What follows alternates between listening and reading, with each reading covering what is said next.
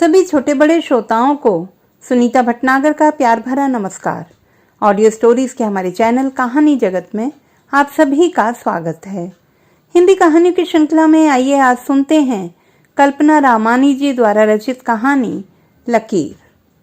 सुनो माँ, मुझे जल्दी से उन सब नामों की सूची दे दो जिनको निमंत्रण पत्र भेजने हैं, स्वाति ने माँ को आवाज लगाते हुए कहा। रसोई में व्यस्त सुनैना ने जल्दी से हाथ धोए और अलमारी से सूची वाली कॉपी निकालकर बेटी को दे दी। स्वाति अपने छोटे भाई की शादी में शामिल होने के लिए 15 दिन पहले ही मायके आ गई है ताकि शादी की तैयारियों में माँ का हाथ बंटा सके। रिश्तेदारों को तो माँ ने काफी पहले ही अपने जेठ को मनुहार करके कार्ड भिजवा दिए थे। केवल स्थानीय मित्र और परिचित रह गए थे जिन्हें कार्ड भेजने थे। स्वाति ने पहले चिन्हित नामों को पढ़ना शुरू किया कि कहीं गलती से कोई रिश्तेदार छूट ना गया हो। आखिर पिता की अचानक मृत्यु के बाद मां नितांत अकेली हो गई थी। चूंकि पिताजी एक बैंक में सरकारी नौकर थे तो उनके स्थान पर उसके भाई सुभाष को नौकरी मिल गई थी। अतः घर में आर्थिक परेशानी बिल्कुल नहीं थी। और अब तो सुभाष की शादी हो जाने से घर में रौनक भी हो जाएगी, साथ ही माँ को भी आराम मिल जाएगा। सोचते हुए स्वाति सारे नाम ध्यान से देखती जा रही थी। अचानक उसे कुछ याद आया तो माँ से पूछ बैठी, माँ, सूची में हमारे खानदान के कुलगुरु का तो नाम है ही नहीं, क्या उन्हें निमंत्रण पत्र नहीं भेजा गया? नहीं, मैंने इसकी आवश्यकता नहीं समझी। पर क्यों माँ? हमारे खानदान में तो यह पुरानी परंपरा है, किसी भी शादी में सबसे पहले उनको निमंत्रण जाता है। और चाचा जी लोगों के तो सभी बच्चों की शादी में वे आते रहे हैं। फिर आप? मेरी शादी के समय तो बात अलग थी। पिताजी को गुजरे 3 महीने ही हुए थे, लेकिन इस बार तो उनको बुलाना चाहिए था ना। चाचा जी लोग क्या सोचेंगे? वे चाहें जो सोचें बेटी। वैसे अलग होने के बाद हम लोग किसी के निजी कार्यों में हस्तक्षेप नहीं करते। लेकिन माँ, कुलगुरु को न बुलाने का क्या कारण है? बेटी, यह बहुत लंबी कहानी है, कभी फुर्सत में सुनाऊंगी, अभी बहुत से काम बाकी हैं। स्वाति ने माँ के गले में बाहें डालकर मनोहार करते हुए कहा। काम की चिंता क्यों करती हो माँ, मैं हूं ना। बेटी की जिद के आगे हार मानते हुए सुनैना ने अपनी यादों की गठरी की गांठ खोल ही दी। खुली हवा पाकर उसमें तह करके रखे हुए उसके जीवन के पुराने पृष्ठ सहसा फड़फड़ाने लगे और उन्हें समेटते हुए उसने क्रमशः बंधन मुक्त करना शुरू किया। बेटी, कहानी तब की है जब तुम्हारा जन्म भी नहीं हुआ था। मैं शादी करके सपनों के हिंडोले पर सवार होकर नई नई ससुराल आई थी। सास, ससुर, 2 जेठ, उनके 2 बच्चे, हम दोनों, एक देवर और एक छोटी ननद, कुल मिलाकर 12 सदस्यों का साझा परिवार था। रेडीमेड वस्त्रों की एक अच्छी दुकान थी। दोनों बड़े भाई पढ़ाई में रुचि ना होने से 11वीं के बाद अपने पिता के साथ दुकान का कार्य संभालने लगे। लेकिन तुम्हारे पिताजी की रुचि पढ़ने में थी और पढ़ाई में तेज भी थे, तो उन्होंने पढ़ाई नहीं छोड़ी। ग्रेजुएशन के बाद उनकी शहर के एक बैंक में नौकरी भी लग गई। कुछ समय बाद ससुर जी का दुकान पर जाना कम होता गया और सारा काम दोनों भाइयों ने संभाल लिया। लगभग 1 साल बाद ही देवर की शादी का कार्यक्रम तय हो गया। इस अवसर पर खानदान की परंपरा के अनुसार सबसे पहले घर का कोई सदस्य उपहार लेकर कुलगुरु को उनके शहर जाकर मनोहार के साथ विवाह में 1 सप्ताह पहले आने का निमंत्रण पत्र देकर आता है। बड़े भाइयों को दुकानदारी से फुर्सत ना होने से कहीं भी आने जाने के कार्य तुम्हारे पिताजी ही करते थे। इस बार भी वे ही कुलगुरु को निमंत्रण पत्र दे आए। वे उनकी विद्वता का गुणगान करते नहीं अघाते थे। मैंने अपने विवाह के समय उनको देखा जरूर था, लेकिन उनसे परिचित नहीं थी, और विवाह के बाद वे शीघ्र ही चले गए थे, तो मेरा ध्यान भी इतने मेहमानों में नहीं गया था। अब मैं फिर से उन्हें देखने को उत्सुक हो उठी थी। विवाह कार्यक्रम में उनके आगमन के 2 दिन पहले से ही घर में उत्साह की लहर दौड़ गई थी। सबके चेहरे खिले खिले थे और उनके स्वागत की तैयारियों में दोनों बड़ी बहुओं के साथ मैं भी लगी हुई थी। आखिर नियत समय पर गुरुदेव अपने ताम झाम के साथ आ पहुंचे। मैं उनके व्यक्तित्व से प्रभावित हुए बिना न रह सकी। सबके साथ मैंने भी प्रणाम करके आशीर्वाद लिया। उनके आने से घर का नक्शा ही बदल गया। चूंकि दोनों बड़े भाई दुकानदारी में तथा पत्नियां बच्चों में व्यस्त थे, तो उनकी सेवा की जिम्मेदारी हम दोनों पति पत्नी को सौंप दी गई। ऊपर की मंजिल में सभी भाइयों के कमरे एक कतार में थे और अंत में एक बड़ा सा हॉल नुमा कमरा मेहमानों के लिए था। इसी कमरे में उनके रहने की व्यवस्था की गई। सुबह 5 बजे ही उनकी दिनचर्या शुरू होने के साथ ही हम दोनों को उनकी सेवा में हाजिर होना पड़ता था। खान पान से लेकर उनकी हर छोटी बड़ी सुविधा का पूरा ध्यान रखा जाता। तुम्हारे पिता मुझे उनकी सेवा की हिदायत देकर 10 बजे अपने दफ्तर चले जाते। उनके आने तक गुरुदेव के चाय नाश्ते, भोजन पानी और आराम का पूरा ध्यान रखना मेरे जिम्मे था। पहले दिन ही भोजन के बाद देर रात तक हम पति पत्नी उनके हाथ पांव दबाते रहे थे, जबकि पति का आगे रहकर किसी पर पुरुष के पांव दबवाना मुझे सर्वथा अनुचित और अंधश्रद्धा के अलावा कुछ नहीं लगता था। लेकिन पति के भक्ति भाव के आगे मुंह खोलना उचित नहीं था। आखिर मैं उन्हें जानती ही कितना थी। गुरुदेव घर की हर महिला को भक्तिन कहकर संबोधित करते थे।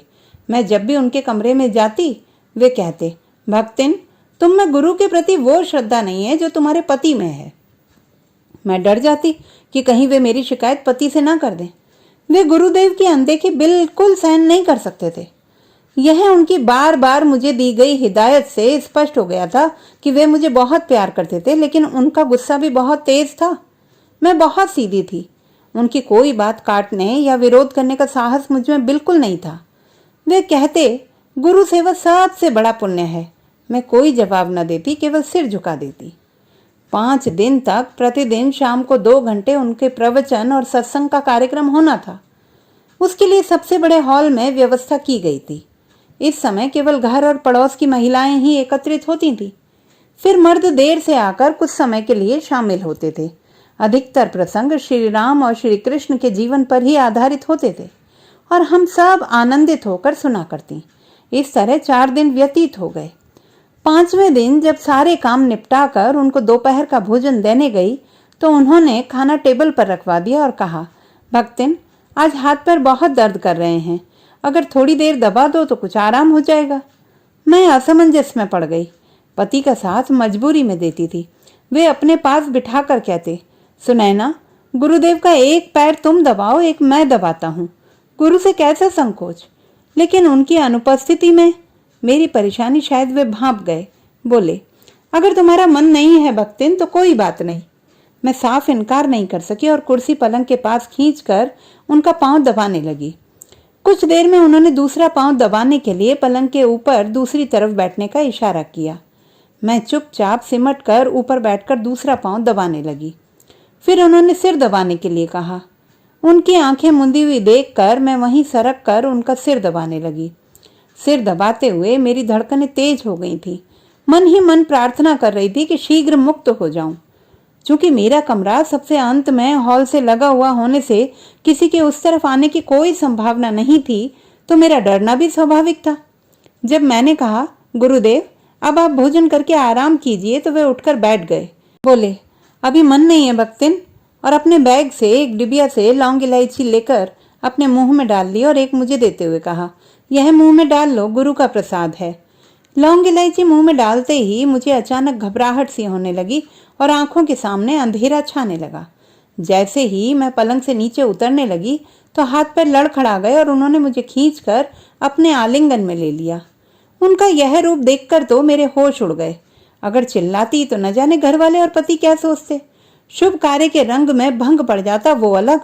अतः अपनी पूरी ताकत से खुद को छुड़ाकर भागी और अपने कमरे में जाकर फफक कर रो पड़ी।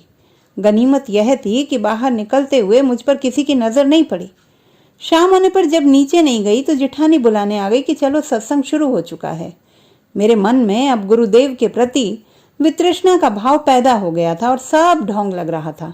बोली, भाभी, मेरी तबीयत ठीक नहीं है, मैं नीचे नहीं आ पाऊंगी।